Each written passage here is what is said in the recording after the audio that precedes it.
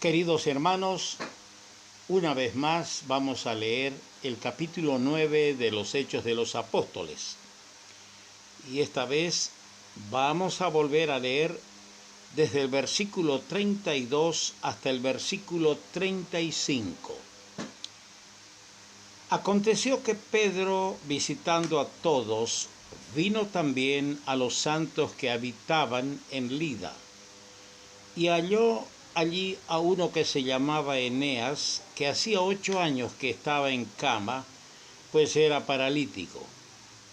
Y le dijo Pedro: Eneas, Jesucristo te sana, levántate y haz tu cama. Y enseguida se levantó. Y le vieron todos los que habitaban en Lida y en Sarón, los cuales se convirtieron al Señor. Que nuestro Dios añada su rica bendición a su buena palabra. El texto precioso que encontramos en Hechos capítulo 1 versículo 8 dice: pero recibiréis poder cuando haya venido sobre vosotros el Espíritu Santo. ¿Qué poder que recibieron los que estuvieron aquel día en el aposento, cuando el Espíritu Santo se manifestó como lenguas de fuego, bautizando a los redimidos y formándolos en un solo cuerpo, el cuerpo místico de Cristo, que es la Iglesia? Y en ese bautismo del Espíritu Santo fuimos todos bautizados. Ahora yo quiero que reflexionemos un poquito sobre Eneas. Al comenzar poco hemos dicho de él, pero ahora algo vamos a añadir sobre este personaje. Aquí vemos en el versículo 34 la manifestación de Cristo. Eneas, Jesucristo te sana. Así actúa el fiel siervo de Cristo, el apóstol Pedro. Humildemente, no hace alarde de poseer dones de sanidad, etcétera, etcétera. Humildemente, como un instrumento secundario, escondiendo su propia personalidad para dar lugar a la manifestación de Cristo. Ahí está, hermanos míos, ahí está el secreto del éxito para cualquier obrero, para cualquiera que presuma ser siervo de Jesucristo. Ahí está el secreto del éxito para cualquiera que quiera triunfar y dar honra y gloria al Señor.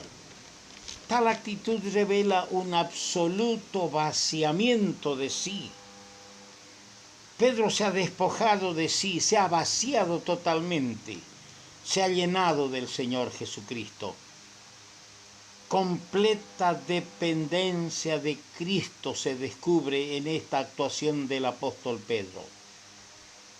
La única ambición de Pedro es buscar el ensalzamiento de su Señor y Maestro.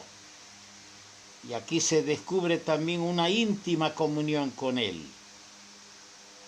El resultado fue que ese cojo fue sanado y multitudes se convirtieron al Señor. Cuando Cristo mismo obra, consiguiendo manifestarse por intermedio de un instrumento suyo, Él mismo recibe toda la gloria y los pecadores vienen al Señor Jesucristo.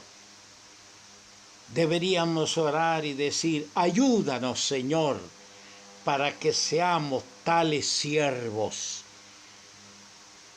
que no se ensalzan, que no utilizan el don como un pedestal para hacer una exhibición de su propia personalidad. Que el don que tienen lo usemos para dar honra y gloria al Señor. Oremos que seamos siervos de esa categoría. Ahora, no puedo dejar de pensar en esta palabra. Levántate y haz tu cama. Esto significó para Eneas una firme confianza en Cristo. La acción fue la evidencia de la transformación operada en él. Cuando el apóstol le dijo, levántate y haz tu cama, cuando él le dijo, Jesucristo te sana, la fe brotó, nació, creció ese momento, esa chispa de fe en el paralítico. Y es por eso que aquí se ve fe y obras. Qué hermoso es ver creyentes vigorosos en la congregación, en la iglesia, que se ayudan en su propio progreso. Porque siempre vemos que algunos tenemos que estar como muletas, como bastones, como andadores, para que muchos cristianos no se queden atrás y sigan caminando, mostrando que hay vida en ellos. Pero qué lindo es cuando los creyentes se ayudan a sí mismos en el progreso y pueden también constituirse en ayudadores a otros hermanos. Alguna vez escuché a alguien en un mensaje de enseñanza decir, y lo dijo con tristeza y también me causó a mí un poco de tristeza. Dijo que muchas asambleas, muchas congregaciones se asemejan mucho a los hospitales, donde continuamente hay que atender a cristianos enfermos. Y dije yo, ¿por qué? Claro, los hospitales no son para los sanos, es para atender a los enfermos.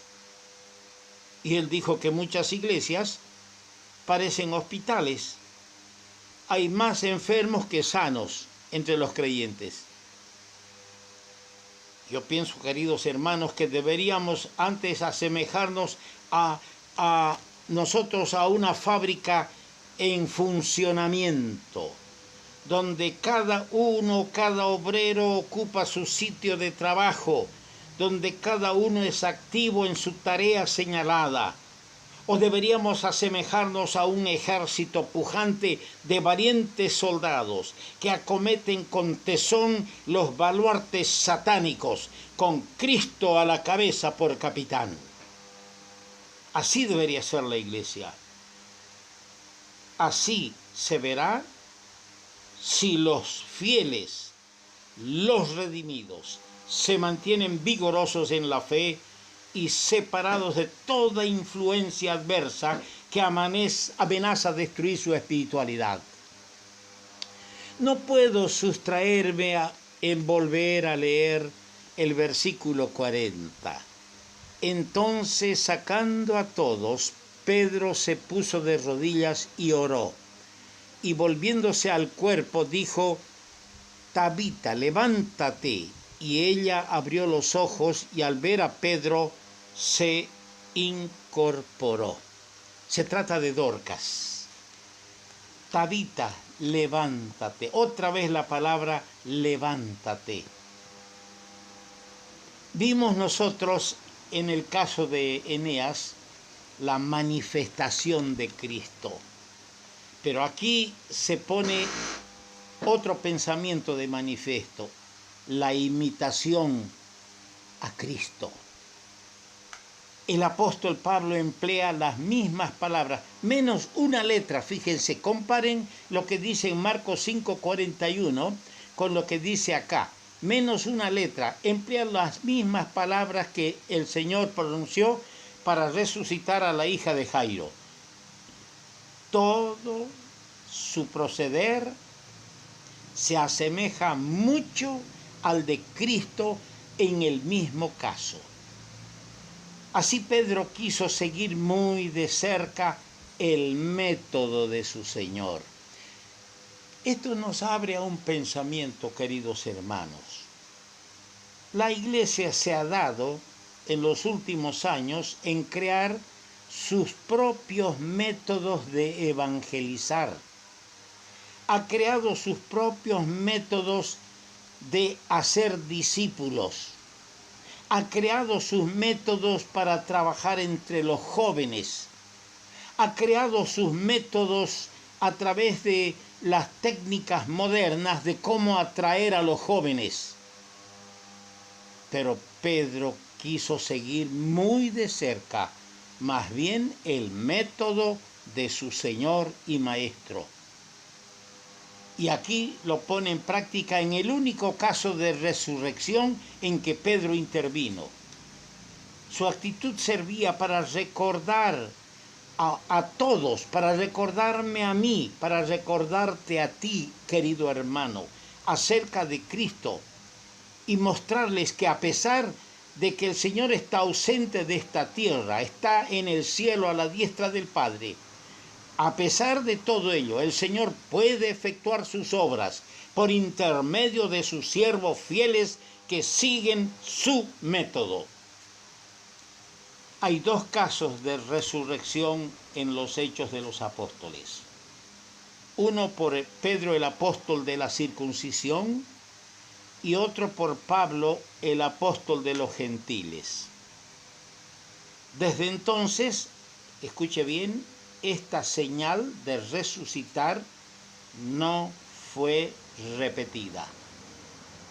Nosotros somos llamados a levantar en su nombre a los muertos, pero a los muertos en pecado, para una resurrección de vida eterna, la cual es una obra mayor, como dijo el Señor en el capítulo 14 del Evangelio de Juan. El Señor dijo estas palabras en el versículo 12. De cierto os digo, el que en mí cree, las obras que yo hago, él las hará también, y aún mayores hará, porque yo voy al Padre. Y Pedro hizo una obra mayor el día de Pentecostés, cuando con su sermón humilde y sencillo, 3.000 almas vinieron a los pies del Señor Jesucristo para ser salvas. Con razón el Señor dijo, harán obras mayores que yo. Y creo, hermanos, nosotros no somos llamados a andar curando enfermos físicos, ni a andar curando o levantando muertos. Somos llamados a predicar el Evangelio. Id por todo el mundo y predicad el Evangelio a toda criatura.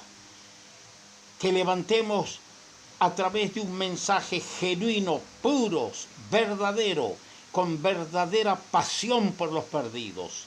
Que levantemos a los muertos en pecado para que resuciten a la vida eterna y las almas sean libradas de la condenación eterna. Aquí ponemos fin a este pensamiento en esta última parte del capítulo 9 de los Hechos de los Apóstoles. Que Dios haya bendecido ricamente a quienes han seguido de cerca estas reflexiones.